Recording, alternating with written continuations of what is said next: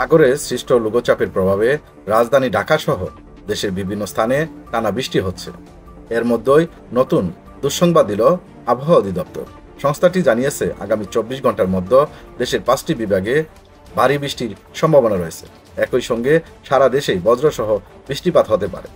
বৃহস্পতিবারের পূর্বাভাসে বলা হয়েছে, খুলনা, বরিশাল ও চট্টগ্রাম বিভাগের অধিকাংশ স্থানে এবং রংপুর, রাজশাহী, ঢাকা, ময়মনসিংহ ও সিলেট বিভাগের অনেক জায়গায় অস্থায়ীভাবে দমকা হাওয়া সহ হালকা থেকে মাঝারি ধরনের বৃষ্টি অথবা বজ্রবৃষ্টি হতে পারে। এর পাশাপাশি খুলনা, বরিশাল ও চট্টগ্রামের কিছু অঞ্চলে মাঝারি ধরনের ভারী থেকে অতি ভারী বর্ষণের আভাস রয়েছে। তবে সারা দেশে দিন ও রাতের তাপমাত্রা প্রায় অপরিবর্তিত থাকবে।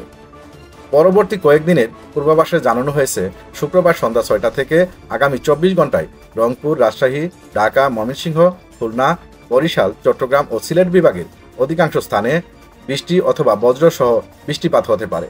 এর মধ্যে খুলনা, বরিশাল, চট্টগ্রাম ও সিলেটের কোথাও কোথাও ভারী থেকে অতি ভারী বর্ষণ হতে পারে। শনিবার সন্ধ্যা 6টা থেকে আগামী 24 ঘন্টায় খুলনা, বরিশাল ও চট্টগ্রামের অধিকাংশ এলাকা এবং রংপুর, রাজশাহী, ঢাকা, ময়মনসিংহ ও সিলেটের বহু স্থানে বৃষ্টি অথবা বজ্রসহ বৃষ্টিপাতের সম্ভাবনা রয়েছে। এসব অঞ্চলের কিছু জায়গায় মাঝারি ধরনের ভারী থেকে ভারী বর্ষণ হতে পারে। এ সময় সারা দেশে দিন ও রাতের তাপমাত্রা সামান্য বাড়তে পারে। রবিবার সন্ধ্যা 6টা থেকে আগামী 24 ঘন্টায় রংপুর, খুলনা, বরিশাল ও চট্টগ্রাম বিভাগের অধিকাংশ স্থানে এবং রাজশাহী, ঢাকা, ময়মনসিংহ ও সিলেট বিভাগের বহু এলাকায় দমকা হাওয়া সহ হালকা থেকে মাঝারি ধরনের বৃষ্টি অথবা বজ্রসহ বৃষ্টিপাত হতে পারে। এর পাশাপাশি রংপুর, খুলনা, বরিশাল ও চট্টগ্রামের কিছু অংশে মাঝারি ধরনের ভারী থেকে অতি ভারী বর্ষণের আভাস রয়েছে। এ সময় সারা দেশে দিন ও রাতের তাপমাত্রা সামান্য বৃদ্ধি পেতে পারে।